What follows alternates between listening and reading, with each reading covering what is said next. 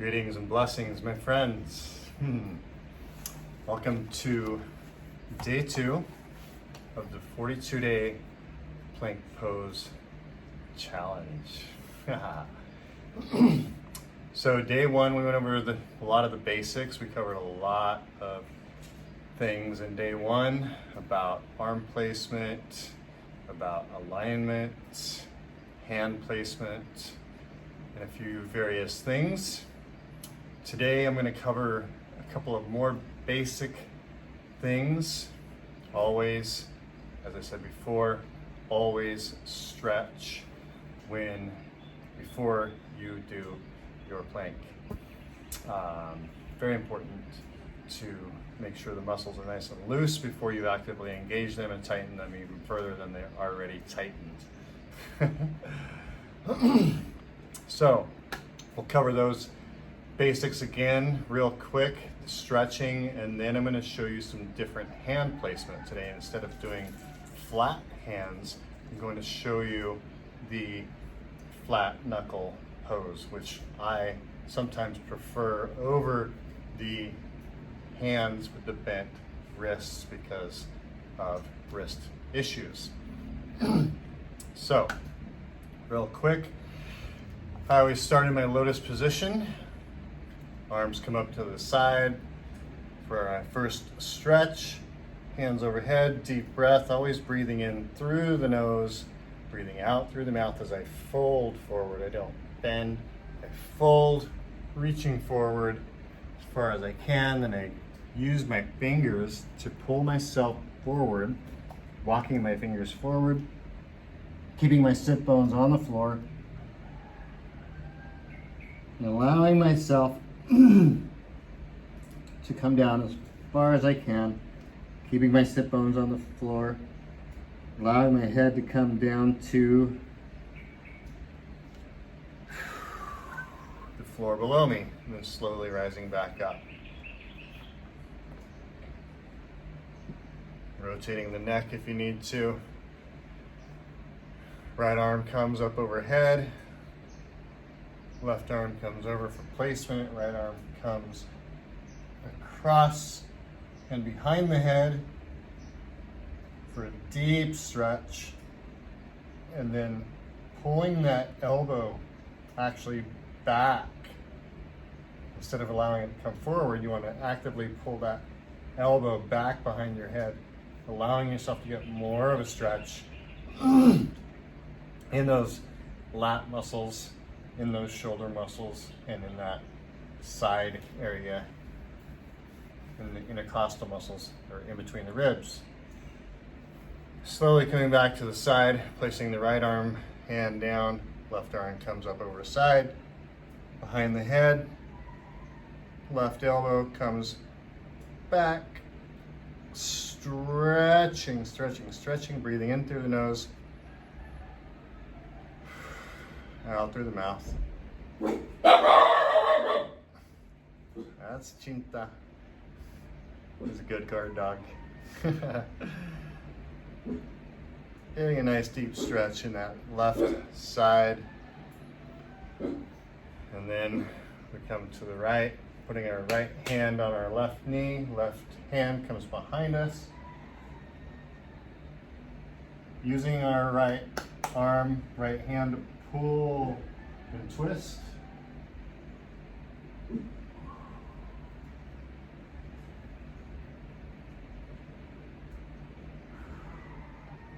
And you can hold these twists, these stretches as long as you want. I'm just covering the basics for you. Normally I would hold these for at least 30 seconds or more. If you really want to get the full effect of a stretch, 90 seconds is the time frame you want to go for any stretch to get the full effect.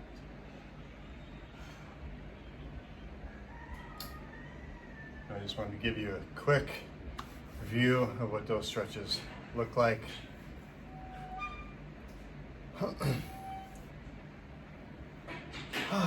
And then coming to our knees, our hands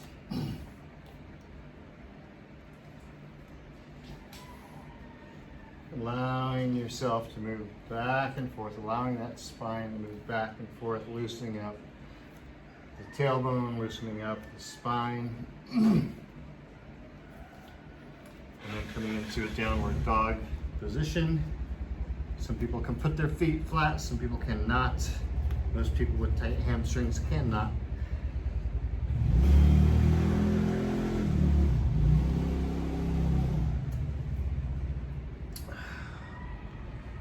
Getting a nice deep stretch in the downward dog.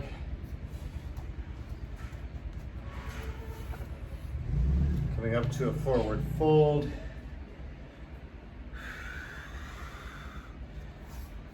Sometimes it's okay to bend your knees or keep your knees straight, locked. Preferably keep the knees a little bent because you don't want to damage them. Just getting a nice deep stretch in the back of the legs.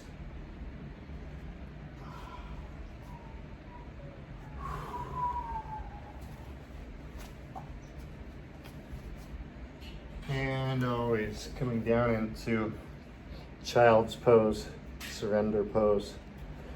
Allowing that lower back and sacrum to get a full stretch. Feet together, knees are out to the side of your mat. Buttocks are all the way back to your feet if you can.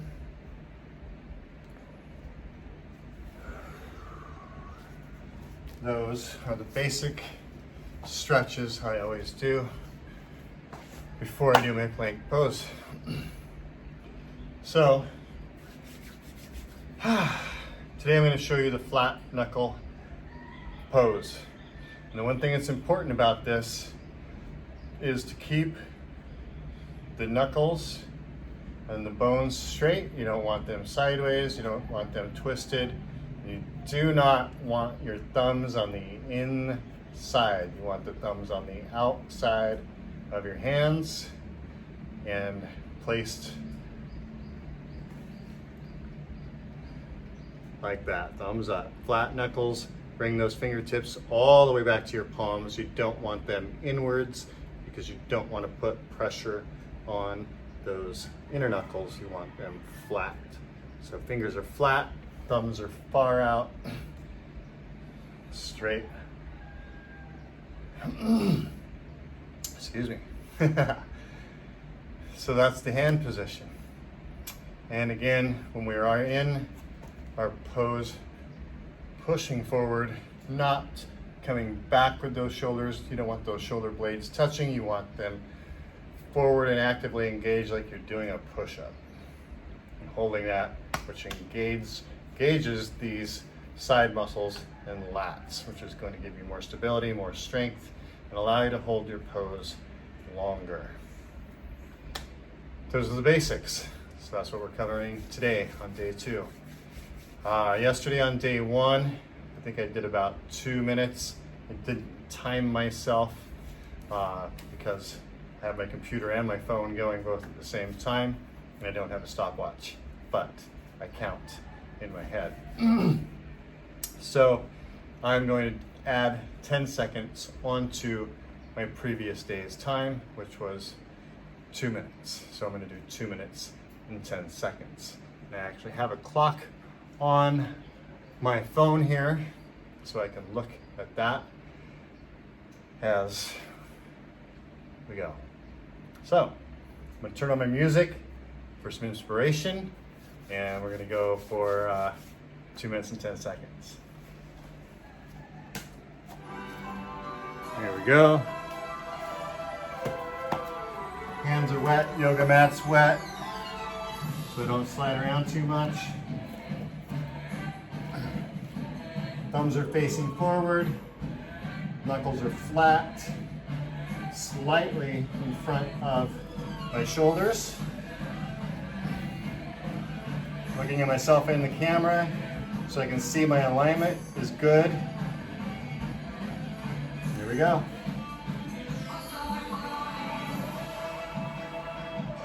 Breathing in through the nose, out through the mouth. Nice, slow, deep breaths. Squeezing the butt, Squeezing the gut.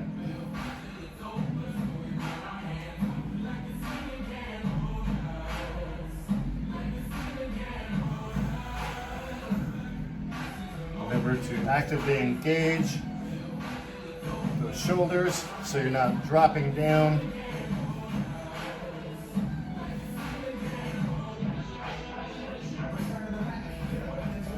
Sometimes I come up onto one foot just to get a little bit more of a stretch in those calf muscles, to actively engage that left side.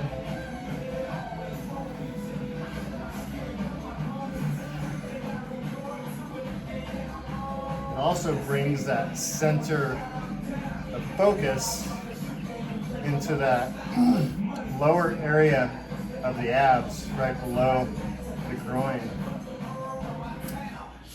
Tightens that up quite a bit. And I know that's a focus area for a lot of us.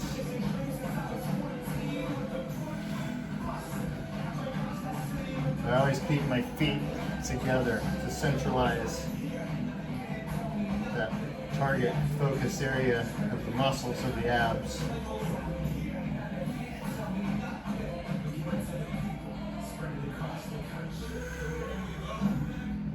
Sometimes I switch from the flat knuckles to the flat hands. It's hard to hold one position for too long. It's okay to move your hands or your arms, or twisting your elbows. Sometimes you may need to rock back and forth a little bit. Perfectly okay. Sometimes you need to come back just for a second.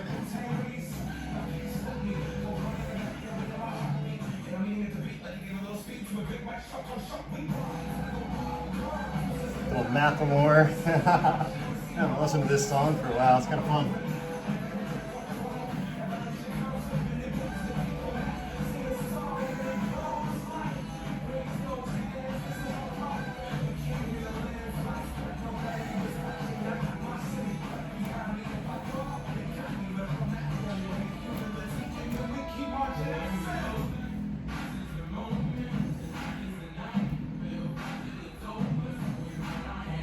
Looking at the clock here just to check my time.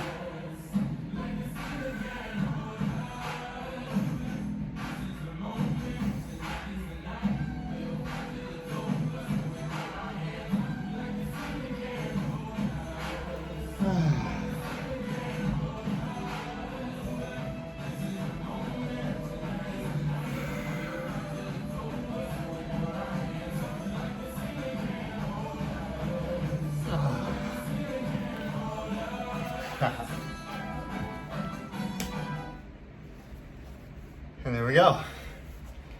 So that's the variation of the hand pose, flat knuckles to flat hands if you need to.